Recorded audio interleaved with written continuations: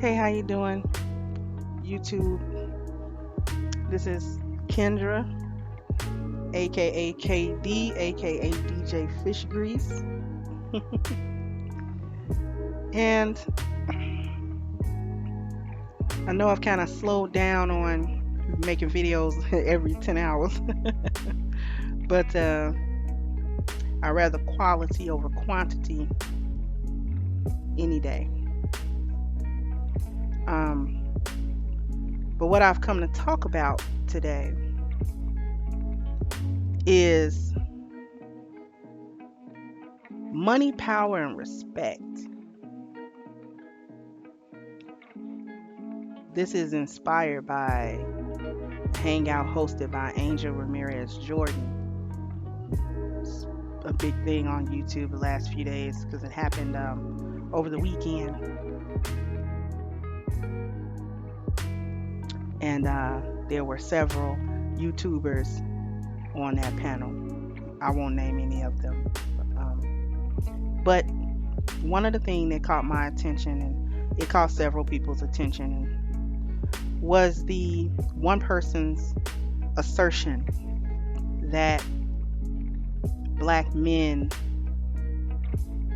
in a nutshell, aren't worthy of being followed. They are not worthy of being held in any sort of regard by black women. And the reasoning that was given was because A, they do nothing supposedly to fight against the system of white supremacy. Two was because they do not own anything and do not have any power in this society because they are being subjugated by another group of males. And so therefore that renders them powerless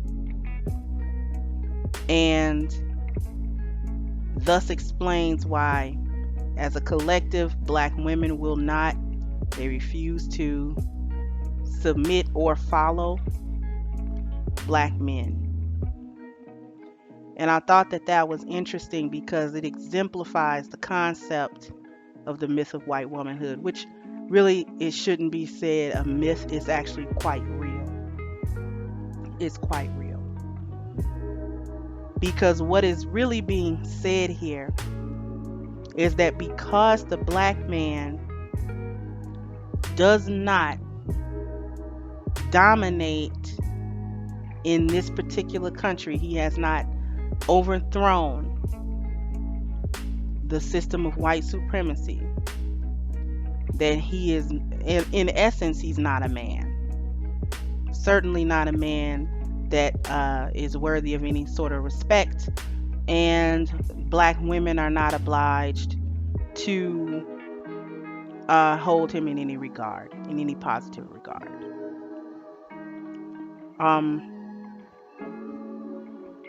But I want to talk about this concept of fighting white supremacy and why our men have done nothing, as it was said. It's nothing at all, because we still find ourselves under the system of white supremacy to the current day, and we are still under this system. But the reason why that notion is fallacious is because it assumes that there is a clear path to a victory over such a system. And anyone who subscribes to that thought or found themselves nodding their heads and saying, you know what, black men haven't done anything, they've been subjugated for so long. Now notice the language, black men have been subjugated, which is interesting. I might touch on that later because it's never not said that black women are subjugated.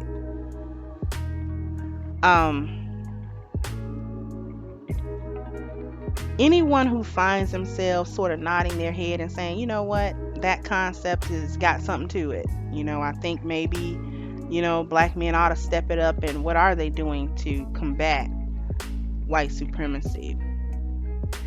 If you find yourself agreeing with that, I question heavily whether you actually understand what white supremacy is, especially in this country as the black American has experienced it. White supremacy is not only the overt racism of the dominant class. It is not just the killing of black men with impunity in the streets. It's not just the unfair practices in business or even the school to prison pipeline. All of those things I just named are symptoms, or they are the fallout. They are the result of such an oppressive system. And I think people don't understand, black people don't understand that just because you're able to physically move around this country, you are not free. We are not free. And that is not just a sentiment to say just to sort of wallow in anything. It's true. We are not free due to the policies, due to the various legislation, and beyond that, a couple of things have not happened. In order to truly be free of an oppressor, you have to do one of two things to that oppressor. You either have to kill that oppressor, or you must leave that oppressor. And as a whole, black people have not been able to do either of those things. During chattel slavery and the ensuing period afterwards, we were not in a physical position to overthrow white supremacy, because white supremacy is not a person. It's not a place. Okay? It is an ideology that is carried by and large by a particular group. Okay? And you don't shoot an ideology. You don't stab it. You don't choke it out. You don't beat it up. Okay? People were saying when that whole Kanye deal dropped and he said it was just a fad. It was just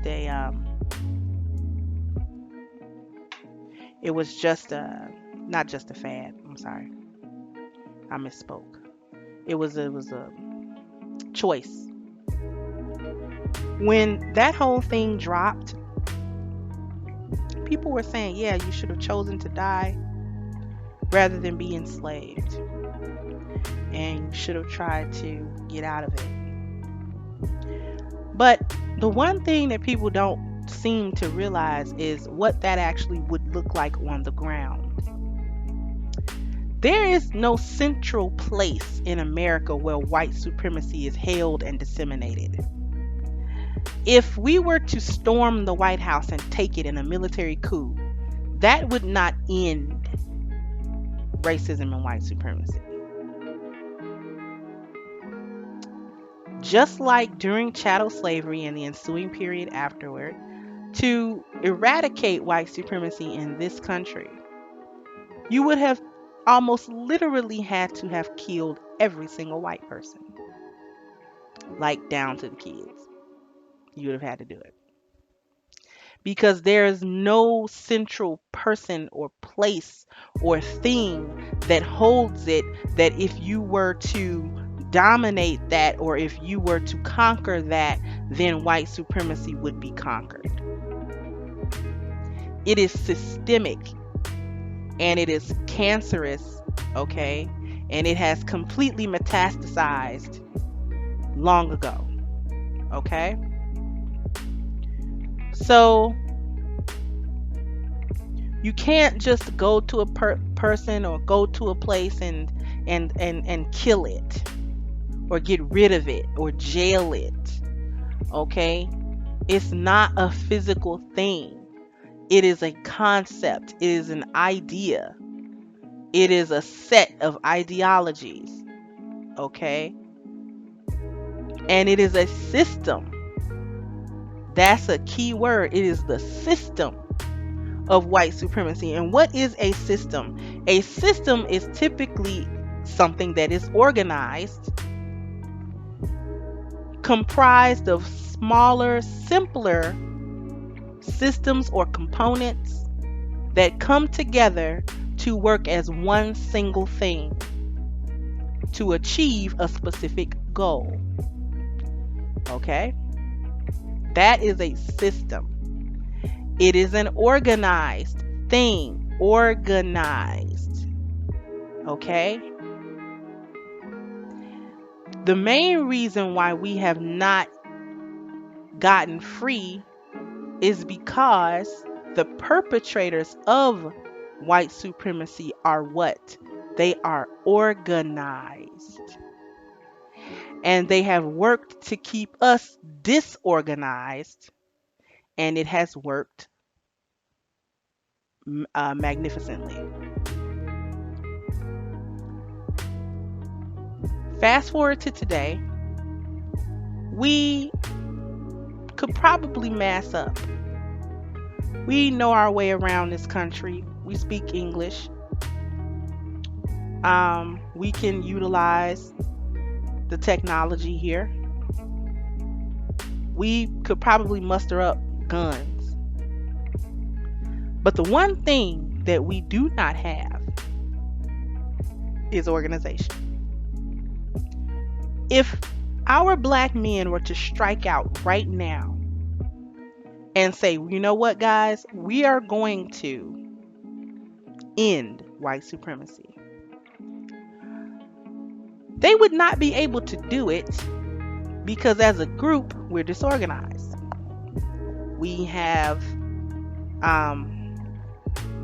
issues with each other. We have trust issues. We don't like to follow one another. We don't like, we get dogmatic in our ideals sometimes. We get bogged down in the details. We can't see the forest for the trees a lot. And many of our efforts to come together fail because of these things. But there is another element, because going back to the reasoning why black women refuse to or feel that they cannot submit to black men, as was said in this hangout, was because they don't have power. Okay? Now, what's the significance of that? The black women are not going to submit until the black man gains power. Now, that's problematic. That's problematic. Because we are a group here in this country. We are a monolithic group, whether we want to be or not. Because the dominant society sees us as one singular nigger. Okay? One not any different than the other. We are also the slave class. Okay?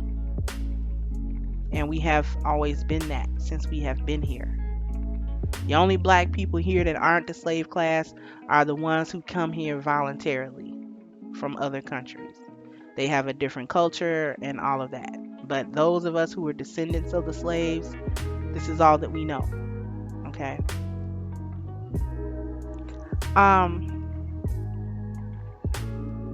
The problem with saying, well, We're not going to submit until black men stop submitting to white men and fight and defeat, not fight and, lose, but fight and defeat the entire structure of white supremacy. Just dismantle it completely.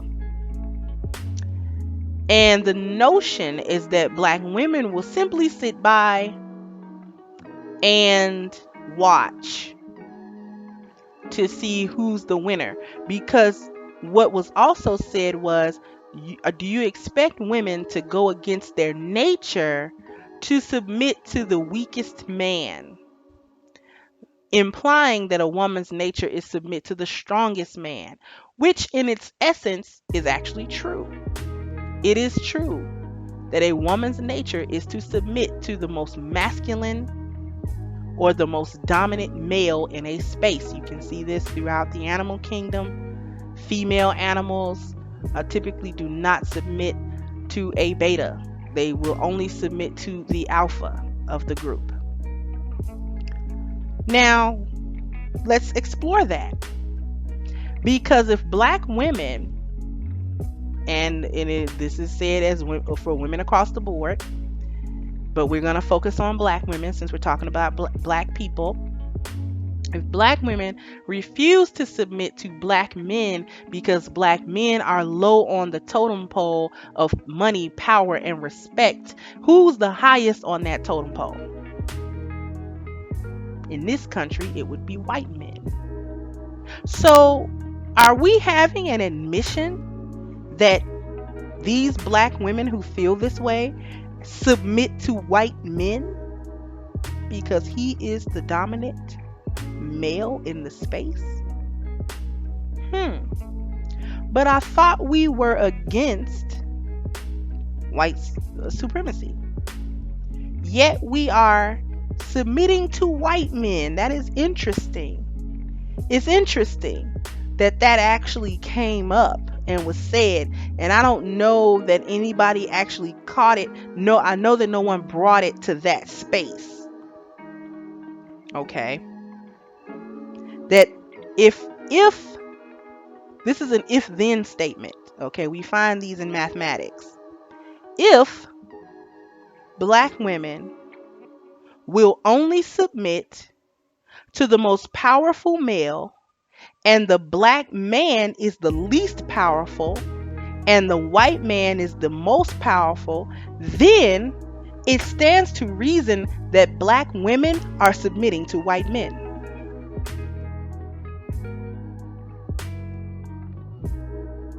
Okay? Black women are submitting to white men. And they're becoming more and more vocal about that fact all over YouTube. The desire for any man other than a black man. And now you have the reason why that is so. Because black men lack power in this country. They are not the dominant male overall. Okay? And a black man's individual accomplishments mean nothing. Okay. But if we're talking about a collective, what does a collective consist of? A collective consists of individuals. And so individuals have to be of a particular mindset, and they need to be able to come together to create the collective so that the collective can move in one focused direction. But see, there's another issue at hand also. If black women refuse to assist until black men go forth, fight the white man, conquer him, destroy him, and build upon his ashes, what makes you think he's going to reach back and get you? You refused to help, didn't you? You did not want to assist him. What is assisting him? Coming together, put down your petty beefs and your petty issues, and come to the negotiation table ready to talk. Ready to talk and ready to move when the talking is done. Okay? Because if you don't assist on the ground floor, this is like getting into an entry level or getting in on the ground floor of this small business or this business idea that has the potential to blow up. If you don't get in on the ground floor, you're going to miss it, because they're not going to come back and get you once this is a multi-billion-dollar business. Okay? You should have put your money into the pot. You should have put your sweat into the pot while they were asking you to do so. But you miss your boat. Okay? And so when that business becomes a multi-billion-dollar business, you just sit at home and go live paycheck to paycheck because you had a chance to get in on that and you didn't. This is the position that the collective of black women face. Because if black men wanted to today go forth and conquer white supremacy like you want them to do, so-called, he would be hindered tremendously by the very fact that 51% of the group doesn't even want to help. Okay? Does not want to help. Doesn't want to lift a single finger to help this cause. They will not. They won't raise the children right. They won't make it's like getting an army together, but you refuse to make the army base. How is the army gonna operate without the freaking base? Where's the command center at? When they're done with that battle, you do know soldiers come back. Those who come back off the battlefield actually rest, especially if it's an ongoing war. They are human, right? So they need sleep and they need food, and they need to stop and go to the bathroom, that kind of stuff. Like, it's not this continuous, each soldier is not resting until he's dead.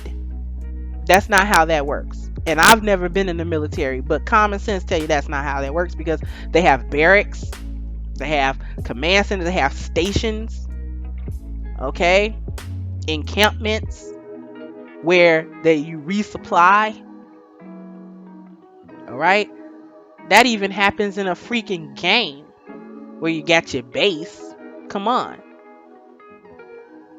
So you refusing to build the base. You don't want to lift a finger. You're not going to put any bricks. You're not going to haul in the supplies. You're not even going to watch the supplies while he fights. Because you don't have to. So you feel you don't have to do what he says. You don't have to cooperate. You don't have to put anything into this. You can just do what you want to do and wait until he comes back with the spoils of war. And you get to sit back on your tuffet and pick from the jewels and the sapphires and the rubies and the gold that he brings back, after he conquers white supremacy, and then you'll be lifted up, so-called up, because that's where you think white women are. You think white men are above you. So you'll be lifted up to where she is, hopefully to kick her off of the mountain. And I guess then you'll begrudgingly, give kudos to the black men who went forth and fought and died and conquered white supremacy. You see how silly that sounds? Does anybody see how goofy that is?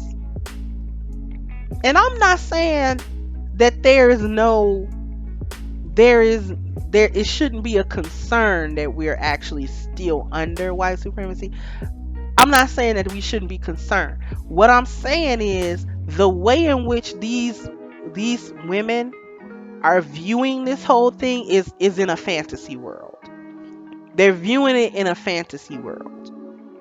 It's not even realistic at all. This is not realistic. What do you want him to do? And since this has been an ongoing line of thought, I mean, I'm asking, where are the plans drawn up? Did you draw up any plans as to how to attack white supremacy, since black men are stupid and they're weak and they're subjugated and they can't do anything and they're basically neutered babies, and you know so much?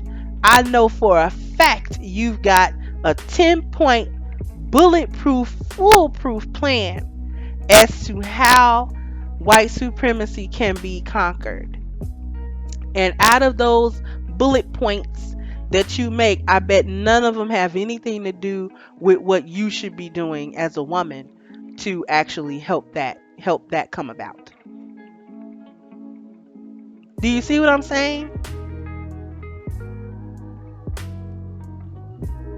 This is silly.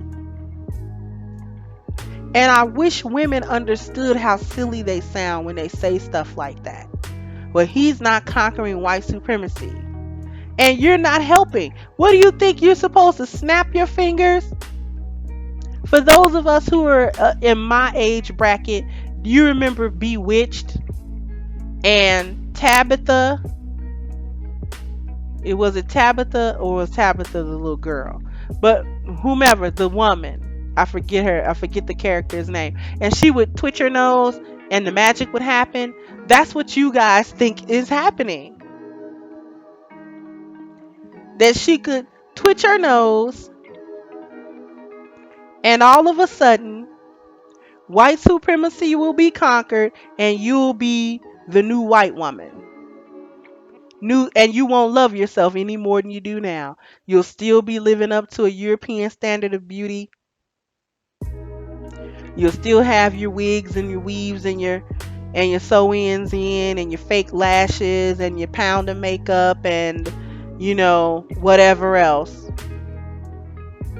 Not accepting yourself. You're not even willing to work. Okay, even like I keep saying, even if all the black men right now in America, right this moment, said, you know what, guys, they are right. We have to stop white supremacy in its tracks, and we will head out early tomorrow morning at the break of dawn.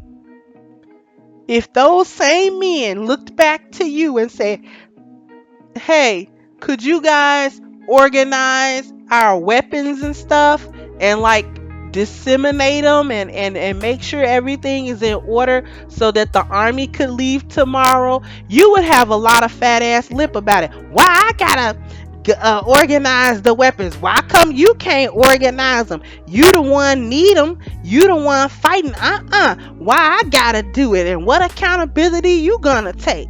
You would have a fat lip about it. You would. You wouldn't be satisfied. That's my point. You would not be satisfied with that. Because if he does, you don't want him to do that. I'm going to tell you why you don't want black men to do it. This is why that bar has been set. We're not going to submit and we're not going to cooperate until you conquer white supremacy. The reason why that bar is set is because it's something that these women don't think black men can do ever. So as long as he can't do that and doesn't succeed at that, she doesn't have to look herself in the mirror and take accountability for how she's negatively contributing to the situation. Right? Right.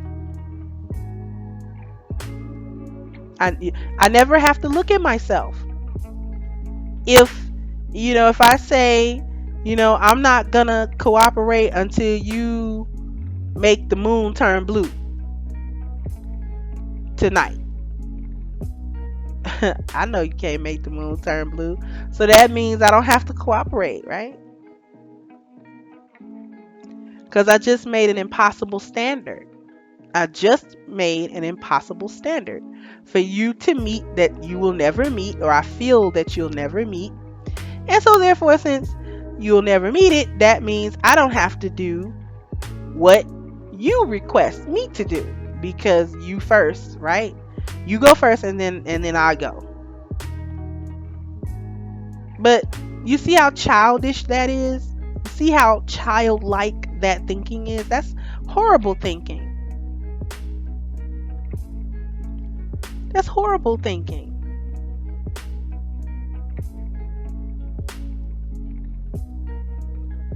Who's doing that? That's why that standard's been set. Because this is something that, even if black men work to achieve it, they don't have to achieve it in our lifetime. So in our lifetime, we don't have to do anything. We don't have to cooperate at all. And when it's said like that, that proves you don't understand how white supremacy even works. It's not understood. Because I said before, white supremacy is not just the overt instances of racism that you see. It's the things that you're not paying attention to. The fact that you raise your children the way that you do is a byproduct of white supremacy that you buy into.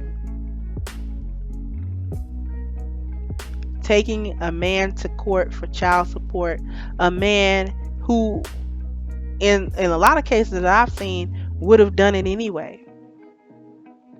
He would have paid for the child anyway. He would have given you money anyway. In some instances, he wants the kid. He's trying to take the burden off of you. Give me the kid.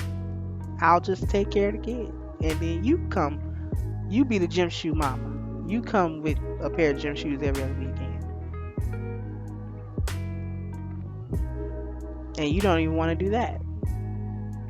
So nothing that he suggests is ever good enough. You don't want to do it.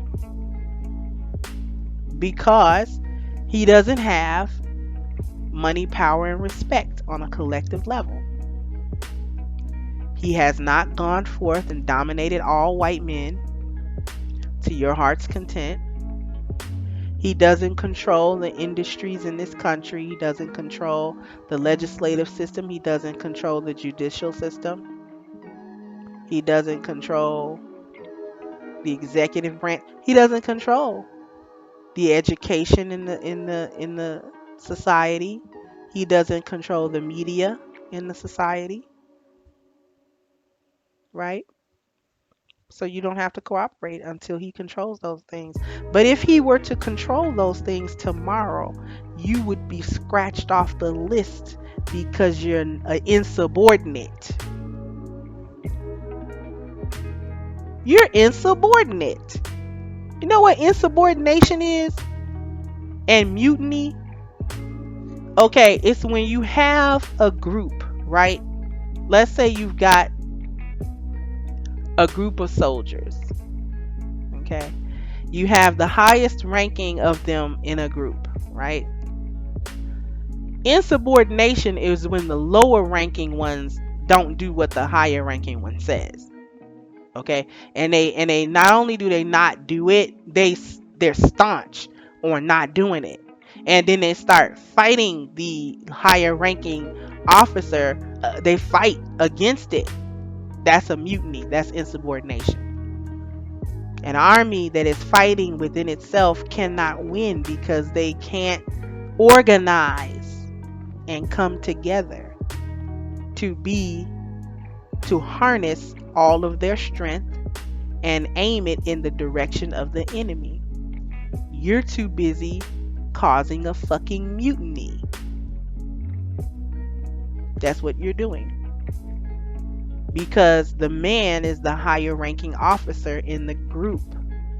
You're the next ranking officer. He has rank over you, right? But you don't see it that way. You want to scratch and bite and fight and struggle.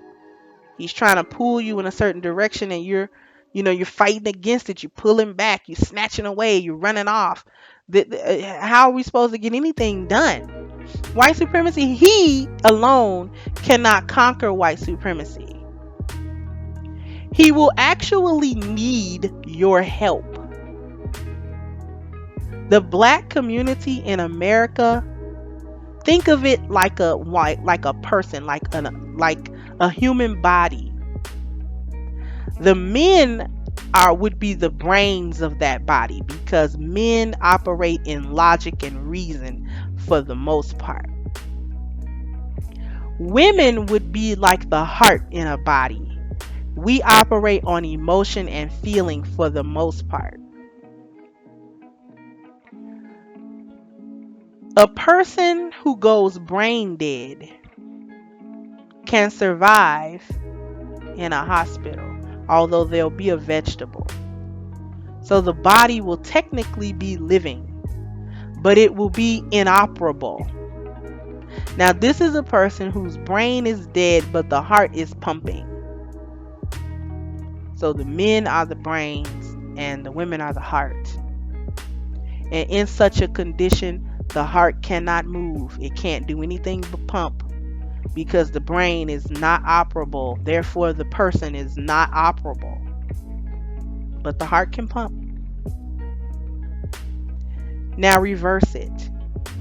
A person whose brain is operable, what happens to them if their heart stops?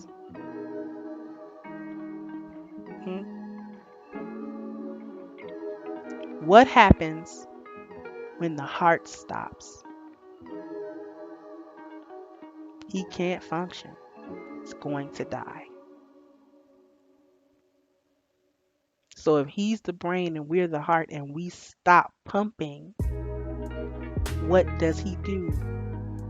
What do we do as a group? We die. Right?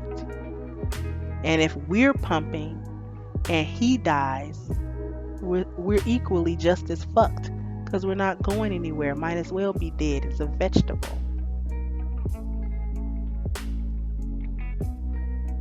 So I want you to think on that. I'll catch you on the next one. Like, share, and subscribe. And peace out.